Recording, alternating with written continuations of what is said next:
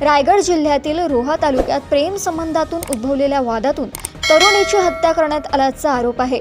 घटनेनंतर आरोपीने आत्महत्या केल्याने संपूर्ण परिसरात खळबळ उडाली आहे। रत्नागिरी जिल्ह्यात आगामी पर्यटन हंगामाच्या तयारीसाठी समुद्रकिनारे, पर्यटन स्थळे आणि सार्वजनिक सुविधांच्या देखभालीची कामे सुरू करण्यात आली आहे। पर्यटकांना अधिक चांगल्या सुविधा उपलब्ध करून देण्यावर भर दिला जात आहे। सिंधुदुर्ग जिल्ह्यात मत्स्य व्यवसायाला चालना देण्यासाठी विविध अनुदान योजना आणि पायाभूत सुविधा प्रकल्प राबवण्यात येत आहेत। यामुळे स्थानिक मच्छीमारांना आर्थिक बळ मिळण्याची अपेक्षा आहे।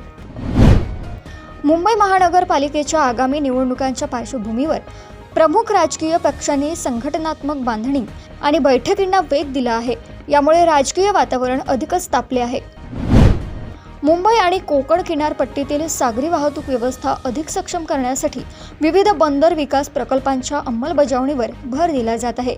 यामुळे व्यापार आणि पर्यटन क्षेत्राला चालना मिळण्याची अपेक्षा आहे।